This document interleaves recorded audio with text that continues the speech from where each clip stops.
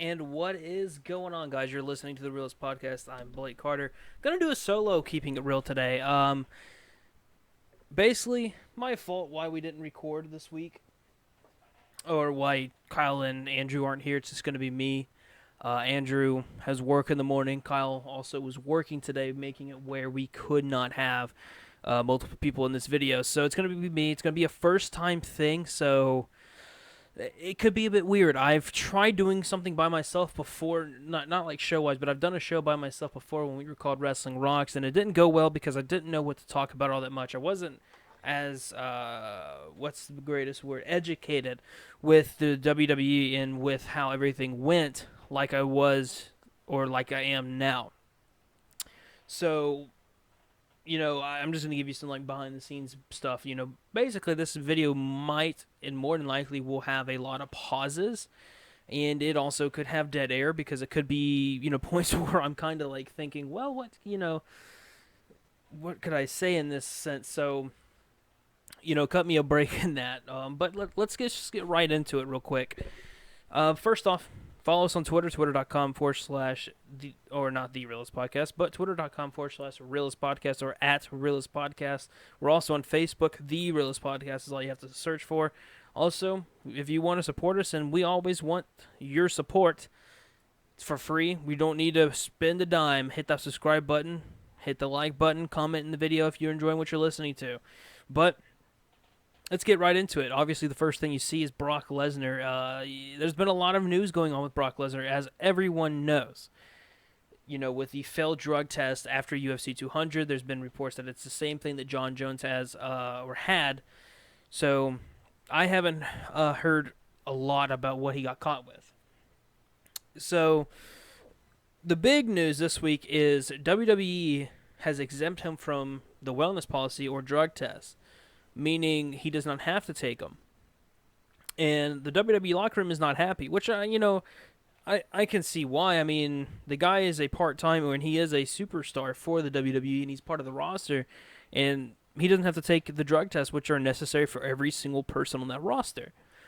The guy got caught with steroids, or not steroids, but he got caught with something that's illegal in the UFC world, or a banned substance is the better term. And he is going to get away with it with WWE, basically. The WWE could make him do it, but they're going to basically exempt him. The big rumor was, would WWE suspend him? Well, no. That is actually not a thing. WWE legally could not suspend Brock Lesnar, like we said a couple weeks ago with Keeping It Real. But, Lesnar is exempt. I think it makes it look bad, and it's another situation where if I'm a small guy, okay, well if I'm a big guy like Brock Lesnar, or a top, if I'm a main eventer like Lesnar, I can get away with stuff like that. But small guys are gonna have to do it, and we're gonna see situations where like for Adam Rowe's case, where it's prescribed or something like that, and he's gonna get in trouble for it. So there's no telling what can happen. Again, I think it is. I don't know. This is kind of a topic that's hard to talk about because there's not a lot of information out about it. I don't like that the WWE is exempting him, or saying it's that they're not going to have him do the wellness policy. Again, WWE does not release information like this on why they're not going to. I'm actually going to be looking at this. I'm reading at the same time. Ringside News, many WWE superstars are said to be quite upset about the fact that Lesnar is not going to be punished. Some believe that it makes the company look bad. Again, if I'm not mistaken, it's illegal. Legally, they cannot suspend him, especially after WWE superstars Roman Reigns, who recently just got over a drug test and failed one, as the WWE champion. At least Reigns has been suspended for his drug test. No real heat is on Reigns, other than pure disappointment with management and fans.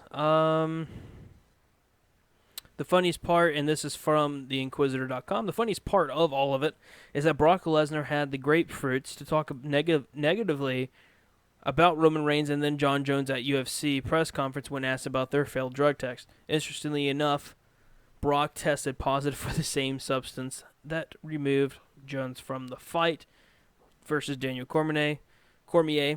So, I don't know. I watched that press conference. It was kind of like, whoa. But I think it is kind of BS that they aren't going to basically drug test them, and they're going to exempt them from it, and they're not going to punish them for it. But let's move on. Quick little note, Nikki Bella is wrestling and training in the Performance Center. So if there is any Nikki Bella fans, she is there. Moving on, ZZ from Tough Enough actually got top 2, but was the runner-up, has been released by the WWE.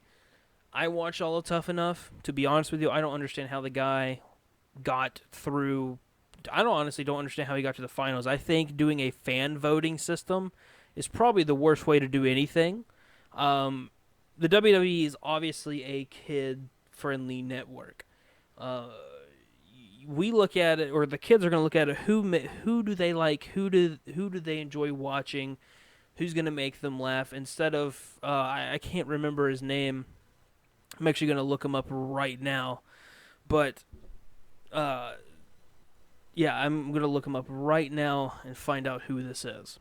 Yeah, Patrick Clark is the guy I'm talking about. Patrick Clark, who had it all. The guy was, if I'm not mistaken, he did have a kind of a wrestling background. He got voted off by the fans, who legitimately, I honestly thought should have won. Josh did end up winning, who I do think deserved it. But there's a bunch of people on here that, in my opinion, deserved it. I don't think Sarah Lee deserved to win that of the women. I thought Tanner was good, but since he was since he came off as a douchebag and he was cocky, the fans didn't like him. Same with Madada, or I'm sorry if I don't got his name wrong, but it was another situation where he wasn't liked all that much because he was cocky. I'm looking through this. I mean, it really looks like it's it, but there's and ZZ got top 2. Now, the guy did do a couple house shows for NXT, but, even in Breaking Ground, the guy really struggled. He actually walked out at one point during the workouts, which, look, I'm not saying I could do, though, but from how can I word this right? I guess you could say I'm a critic. I don't know. From someone that covers wrestling, it's like, wouldn't you want someone to better your company instead of someone that could just be a character but is awful in the ring? He could hurt someone, in a sense, but he's been released. He actually stated that he actually made some comments, and here is it. This is off of, I want to say this is Instagram. He says, and I quote, "It's been a blast. I've learned so much about life, and my eyes have opened up since I arrived at PC," talking about the Performance Center. "As I go through life, I'll never forget all the unique and wonderful people I've met excuse me, on this journey. I truly don't believe my future in WWE is over. But, however, for now, it's postponed. Also, another note, regardless of how many matches I've had in NXT, I leave undefeated." I saw him in a house show. I'm sure they allowed him to win in that house show. If he did, that's crazy. But he also could be talking about NXT tapings.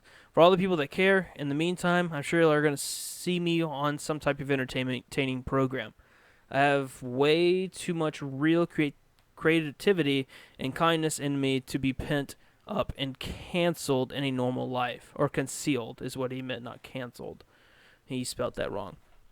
Once again, thanks for the opportunities all my fans gave me, and while I was in WWE's profession.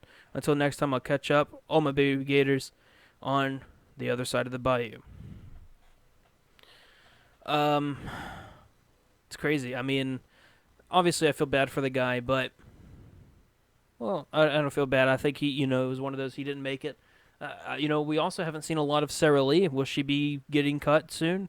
But, it also shows a lot of the Tough Enough characters have not made it to the top. I think Josh actually hasn't made a house show, or I think he has. I don't know. I'm trying to remember her name, but part of the Funko Doctor was not Naomi. She was a part of Tough Enough. She's actually the first eliminated by Stone Cold Steve Austin.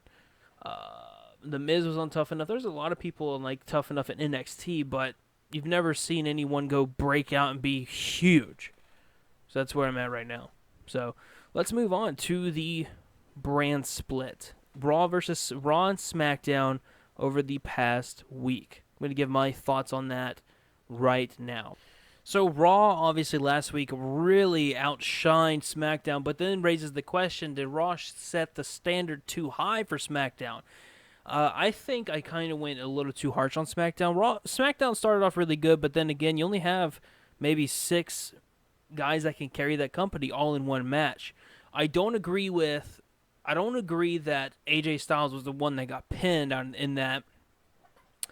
I still don't know how I feel about Dolph Ziggler. I'm still on the negative side with Dolph Ziggler, but I still think Bray Wyatt deserved that match. And you can also throw up the argument, what has Bray Wyatt done?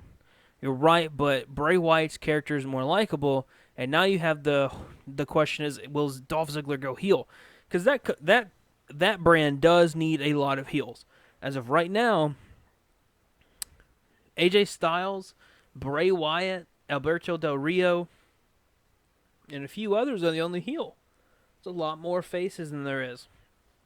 So that's one of the problems with SmackDown. I think, again, Raw set the standard. They had probably one of the best women's matches I've seen, probably the best one this year, was Sasha Banks versus Charlotte. They had squash matches, which were great. I thought, Nia Jax looked very good, but Braun Strowman looked a little weak. I thought the main event was good, even though we can argue that that's the same match we get every single time we watch Finn Balor. There's also people saying that he's getting this opportunity a bit too early, which part of me wants to say yes, and then the other part is like, it's awesome just to see him there. So, that's, look, I prefer to see Finn there than Roman Reigns at this point because of, again, Roman messed up. The guy does not need to be on top for a while. He needs to prove to himself that he can stay clean, or I wouldn't even say stay clean. He basically needs to just look, you got in trouble. We can't have you as a top guy for a while, and it's another way you can turn him heel. Just me. Next week, apparently, Raw is going to take a step back. They do have Brock Lesnar showing up next week, which will be his first TV appearance since the incident and since the drug test. Will he react to Randy Orton's comments? Paul Heyman will also be there. Just saw that. He will be there tomorrow or later tonight, or, it's already happened. Depends on when you're watching. But, needless to say, he will be there, and apparently SmackDown's going to step it up, which in my opinion should not happen. You should not have one brand stepping, going big for 1 week and then the next going big. I think both of them need to be big. There's people saying, hey, just give it a chance. I agree with all the other critics. No. This was their first show. They needed to go big in this show, and they didn't. So it makes it where, me personally, I'm not interested in the show right now. But we will see tomorrow. I'm hoping that SmackDown steps up because, they've been hyping this to be a really good show. It's also live. I think the commentating team needs to step up a little bit. Again, I thought the Raw commentating team did flawless. I loved hearing Corey Graves and Byron Saxton go back and forth. Michael Cole did great. Everything was so fresh. But then it came to SmackDown. All they really did was change up the stage a little bit and change the ropes. That's about it. Other than that, there's not a lot to talk about in the wrestling world. I'm actually going to go through some articles through this week to be sure I didn't miss anything big. Melina is rumored to come back. Kurt Angle is in talks of possibly returning. If he does, I could honestly see him being, Team Angle again, or Team America with the American Alpha. Kurt Angle, here it is right here. He's rumored to have a deal in place.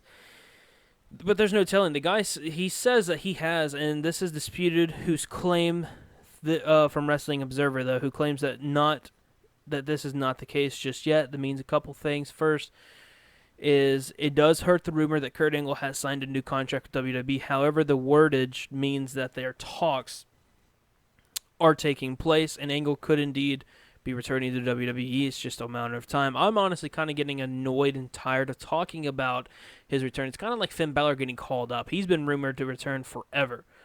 Other than that, Alberto Del Rio is unhappy with his position in WWE. Congratulations to Lana and Rusev and getting married. That's actually going to be on Total Divas. So Lana will be on Total Divas, so will Rusev. So Lana's character can be ruined now. I mean, Total Divas is just a whole different topic, and that's like a whole other show.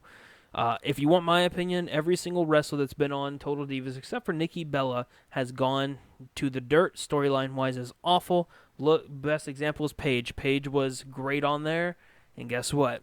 She gets on Total Divas, and she's backstage, and we have not seen her in a while. She has not been on the mic. She hasn't done anything. So, look, this was my first time doing this by myself. I feel like I did a good job. There's no telling this. I don't even know how long the show went. It could be 10 minutes. It could be 30. It didn't feel like 30, so there's no telling how long the show went. But look, needless to say, thank you guys so much for listening. I know this is kind of a weird episode of Keeping It Real because it is by myself. So, again, all you have to do to support us is hit that subscribe button. It's free. You don't have to pay for it. Also, hit that like button and comment. Is this something you guys want to see? More of like me by myself talking to you guys instead of having someone with me all the time? I can start doing this. Again, if you guys did not hear the announcement, next big thing will be going by bi-weekly, meaning every other week, starting this week. So we will have in-game this week and no next big thing. We have a lot to talk about with next big thing, don't we?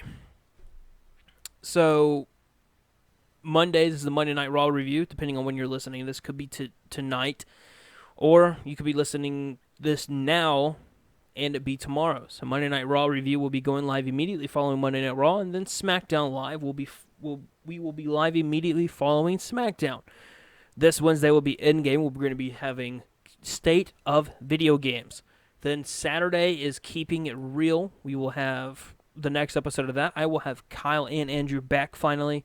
And then the next week starts. Obviously, we go live when there is occasionally WWE pay-per-views and NXT live events. Also, be sure to follow us on Twitter at Realist Podcast. We're also on Facebook.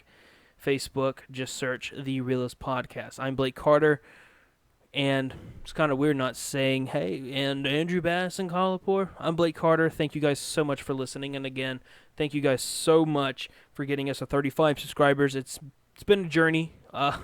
We had a good month or two where we didn't gain any subscribers, and it got to a point where it was getting really hard. You guys are awesome. Everyone that is in the chat, Reckless, All Time Vids, Juan, Matthew Clausen, you guys are awesome. And until next time, peace out, guys. Thanks a lot for tuning in.